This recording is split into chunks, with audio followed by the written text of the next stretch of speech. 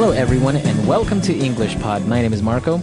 My name is Catherine, and we're going to have some fun today, Marco, right? That's right. Today we are taking a small kid and we're going to the park and we're going to play. Okay, so there are fun things you can do at the park. We're going to learn all about them. Let's take a listen to our dialogue.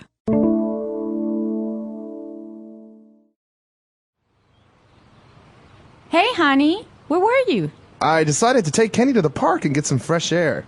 How was it? Were there a lot of kids? It wasn't too crowded, but we had a great time. We got on the seesaw together, then went on a couple of different slides, and then I tried to go with him in the jungle gym, but I didn't fit. Sounds like fun. When we go, he always just likes to play in the sandbox. Yeah, but today he was really hyper. He even got onto the monkey bars. And then he went on to go on the swings for half an hour. I'm exhausted. You should go to the park more often, since you don't go to the gym anymore. All right, we're back. So now let's take a look at some of this great playground equipment on Language Takeaway. Language takeaway. So, as you said, Marco, today we're focusing in Language Takeaway on some of these things you can do at the park. Now, the first one is one of my personal favorites from childhood, called the seesaw. The seesaw, that's right. And so basically it's that long piece of, well, sometimes metal or wood, and two people sit at each opposite end.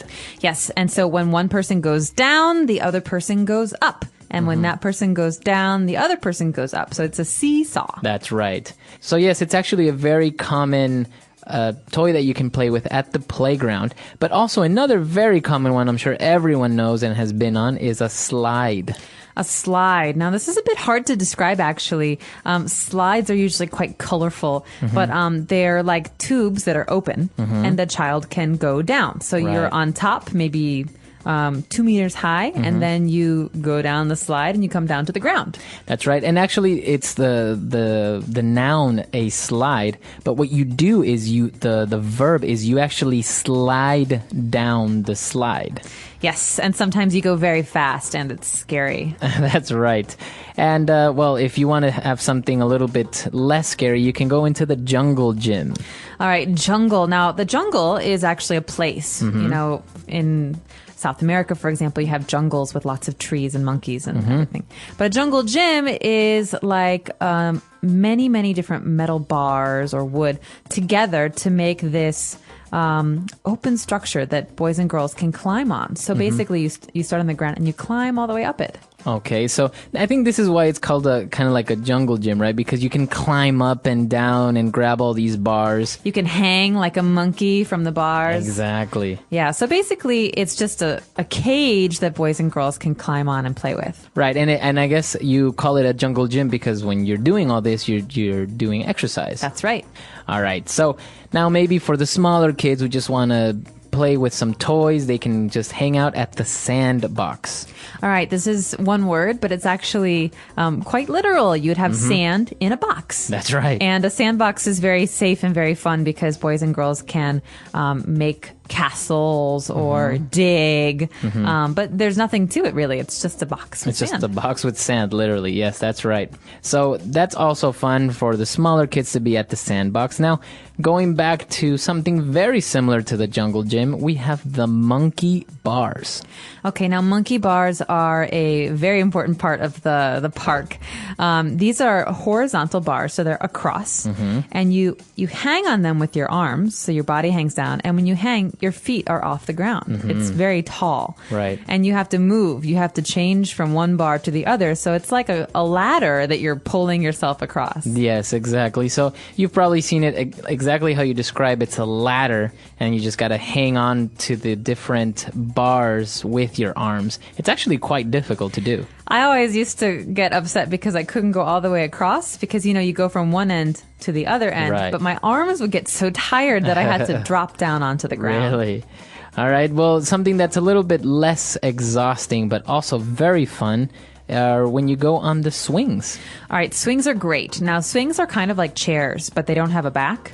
So you sit down on a piece that's maybe plastic, and someone behind you will push you. Right. Because you're on these hanging chairs, and they'll push you, and you go forward and backward, and you can go very, very high, and then you come back down. Exactly. So these are swings. All of this equipment you've most likely seen at any of the parks that are nearby, but we're going to post some pictures as well so you can see more clearly what they're all about. Now let's go and review the dialogue again before we move on to Fluency Builder.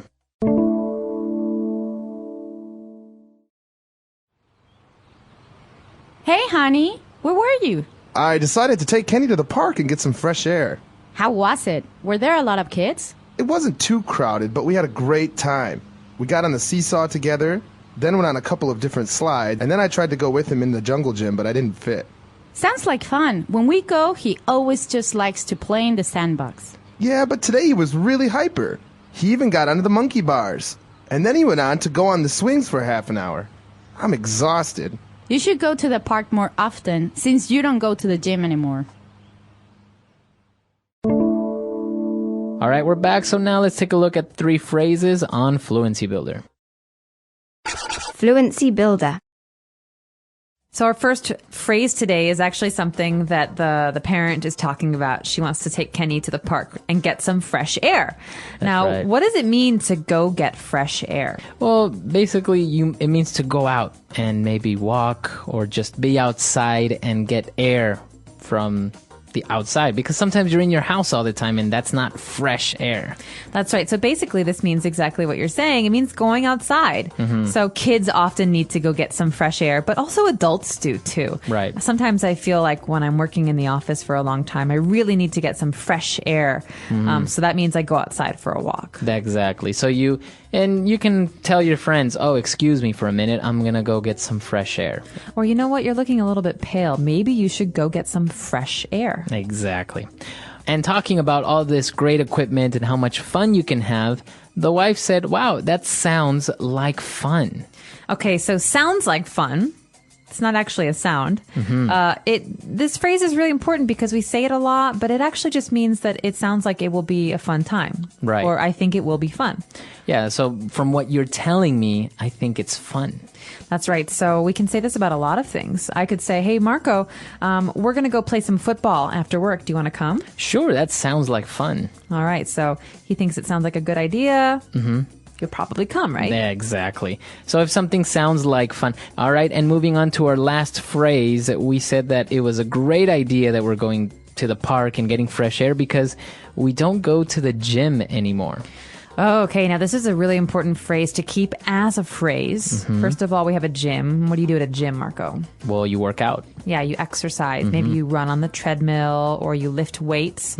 But it's important to remember that the verb here is to go to the gym. So I Okay. could say, I go to the gym 3 times a week. How often do you go to the gym? Okay, so that's the phrase. You go to the gym. I stopped going to the gym and I gained a little weight. Okay, so that's the way you use it. You don't use any other verb when you're talking about the gym. You say you go to the gym. I go to the gym. He goes to the gym regularly. All right, very good. So that's all the Fluency Builder for today. Let's review our dialogue one last time.